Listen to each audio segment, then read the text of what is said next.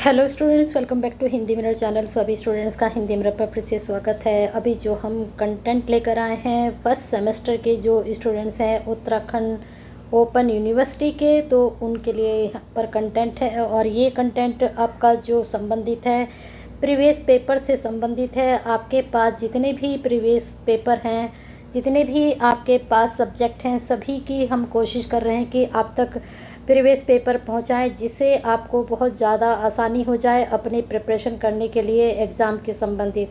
वैसे भी आपका बाय बुक भी अपलोड की हुई हैं सारी वीडियो हमने, तो जितने भी सब्जेक्ट हैं उनके बाय बुक भी आप तैयारी कर सकते हैं। हर चैप्टर में से आपको बताया गया है कि आपको कौन सी यूनिट से ज़्यादा पार्ट तैयार करना है, किस यूनिट पर ज़्यादा फोकस करना है और किसी यूनिट को कितना गो थ्रू करना है।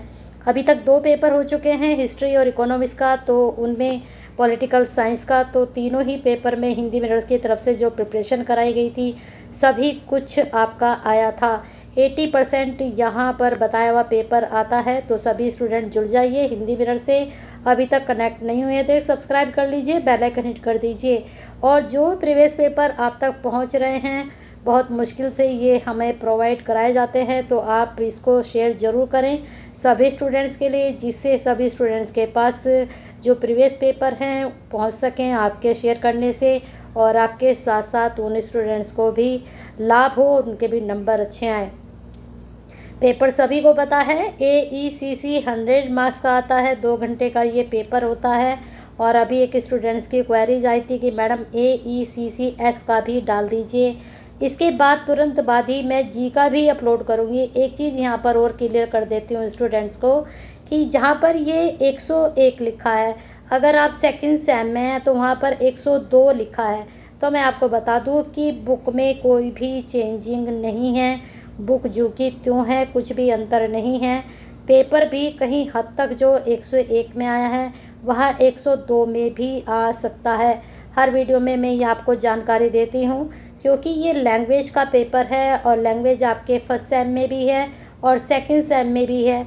और ये 5 से 6 लैंग्वेज आपके सिलेबस में दी गई हैं। इसमें से कोई सी आप एक चूज करते हो, फिर उसमें से अगली बार सेकंड सेम में चूज करते हो, फिर आगे थर्ड सेम में चूज करेंगे। तो अलग अलग लैंग्वेज आपको अलग अलग सेमेस्टर में लेनी है। तो आपने जो 101 में नहीं लिया है और अब आपने 102 में एस ले लिया है, तो आप इस पेपर से तैयारी कर सकते हैं।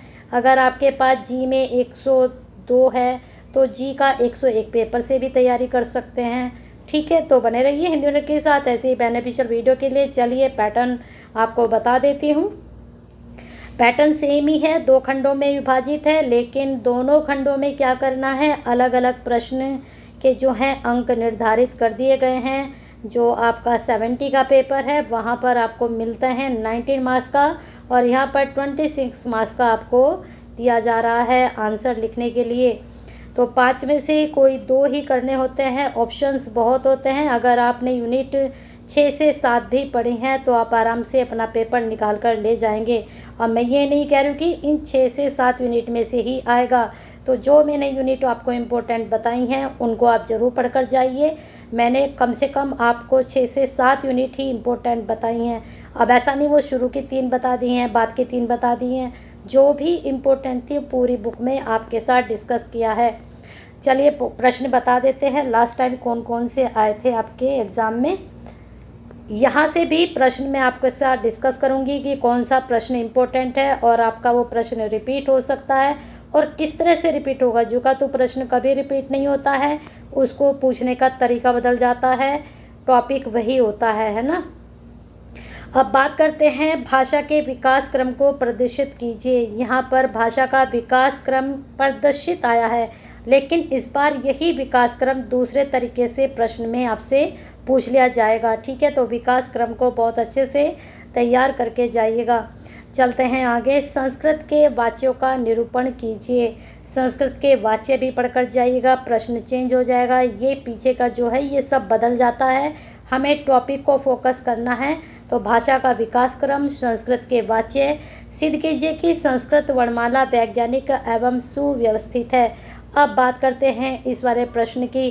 तो ये प्रश्न इस बार लॉन्ग में बना तो हो सकता है इस बार ये प्रश्न आपसे शॉर्ट में पूछ लिया जाए कि संस्कृत की जो वैज्ञानिकता है उसको सिद्ध कीजिए। ठीक है, वर्णमाला की।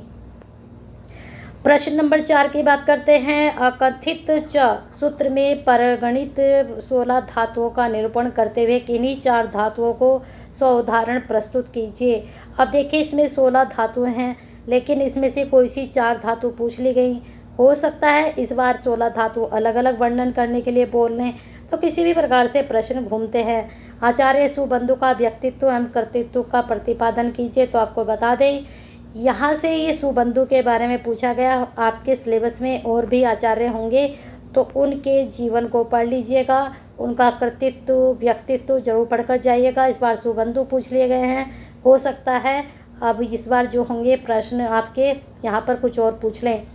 अब बात करते हैं खंड खा की। खंड खा में भी लघु उत्तर प्रश्न हैं, यानी कि शॉर्ट प्रश्न हैं, लेकिन यहाँ इतने भी शॉर्ट नहीं है, क्योंकि 12 नंबर का यहाँ पर एक आंसर आपका जाना है।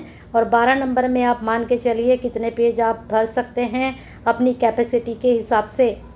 प्रश्न की हम देख लेते हैं कौन कौन से प्रश्न यहाँ पर पूछे गए थे। इसमें पूछा गया था 5 प्रसिद्ध भाषा शास्त्रीय विद्वानों के नाम लिखिए, वह किन्हीं 2 विद्वानों की भाषा शास्त्रीय परिभाषा लिखिए।